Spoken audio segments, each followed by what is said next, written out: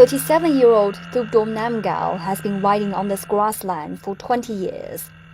From horse to bicycle and then onto a motorbike, it still takes the good doctor at least an hour to travel from one nomad camp to another. Strangers terrify 5-year-old Tashi children, but she's always happy to see the man who safely delivered her on a desperate night.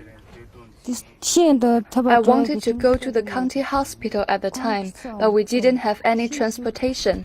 My baby's one leg had already come out, but the other had stuck in my belly. Thanks to Dr. Subsidy, I could give birth to my baby eventually. He is our savior forever. Thubdom Namgyal has safely delivered more than 50 babies in his village over the past 20 years. Since 2012, all pregnant women in Tibet have been required to deliver their babies at hospitals to reduce the childbirth mortality rate. Thubdom Namgyal has since focused on providing health checkups and workshops for the village's expectant mothers. The doctor says high blood pressure, long-term gastritis, and gynecological diseases are the most common health issues in his village. The cold, dry climate, thin air, and poor nutrition often make life a difficult struggle between humans and Mother Nature. The government categorizes residential areas in China's underdeveloped regions into 4 levels based on the natural harshness of people's living conditions. Here in Tibet, the criteria is altitude. This pastoral village is a level 4 area, the highest level, which means it's 4,500 meters or 14,700 feet above the sea level. There's a lot of work for Thubdom Namgyal to do in his village of 1,000 people. The doctor is on the phone most of the time because in addition to treating patients, he's also responsible for maintaining health records for all children, expectant mothers, and those afflicted with special diseases. At the end of each month, he also must bring the data to the township health office. Thubdom Namgyal received just over 1,000 yuan or $160 in subsidies from the county health bureau each month. He barely has any other income because of time constraints.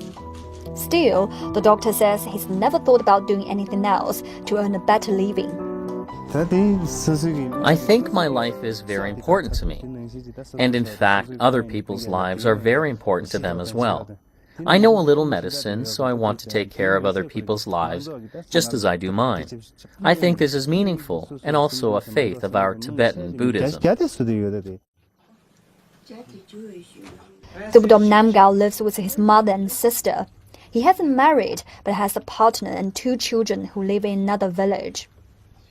For 20 years, he has spent numerous evenings on emergency home visits, sometimes 2 or 3 in one night. It's very far from one village to another. The road conditions are very tough. I was riding my bicycle to a village once, and my tire broke during the middle of my way. It was dark, and there was just me. I felt very lonely. As